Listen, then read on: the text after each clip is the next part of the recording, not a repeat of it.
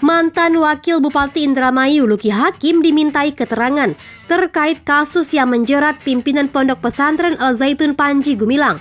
Pemeriksaan terhadap Luki Hakim dilakukan oleh penyidik Bareskrim Polri pada Jumat 14 Juli 2023. Lalu apa kata Luki Hakim soal diperiksa Bareskrim Polri? Kalau saya menduga saat ini kan bahwa terkaitnya saya menjadi saksi karena memang di video-video itu kan ada muka saya. Maka mungkin ditanya peristiwa hari itu seperti apa. Berikut pengakuan Luki Hakim saat diperiksa penyidik pada Jumat 15 Juli 2023. Yang pertama, tak sholat di Masjid Ponpes. Luki Hakim menegaskan bahwa dirinya hanya menghadiri acara semacam ceramah yang diadakan Pondok Pesantren Al Zaitun, namun tidak pernah satu kali pun melakukan ibadah sholat di Masjid Rahmatan Lil Alamin yang ada di kompleks Ponpes tersebut, baik sendiri maupun berjamaah. Hal ini disampaikan menjawab banyak pertanyaan yang diajukan terhadapnya terkait apakah ia tidak heran dengan saf sholat di masjid itu yang menggabungkan jemaat laki-laki dan wanita. Saat menghadiri acara itu, Luki merasa tidak aneh karena momentumnya bukan menjalani ibadah sholat.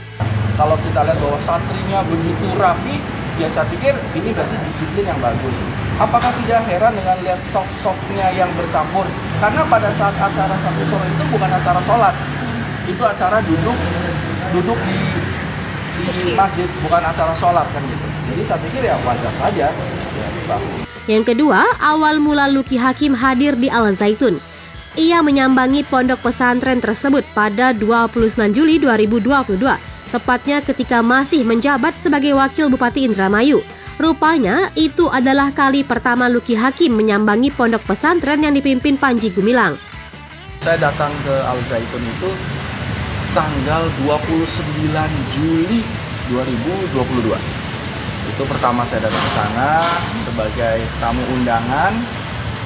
Waktu itu saya sebagai wakil kepala daerah diundang. Kenapa bisa diundang? Karena sebelumnya saya mengirimkan surat melalui Luki Hakim Center, kayak semacam lembaga yang saya miliki, mengirimkan surat untuk bersilaturahmi karena ingin melihat di dalam Al Zaitun itu ada apa.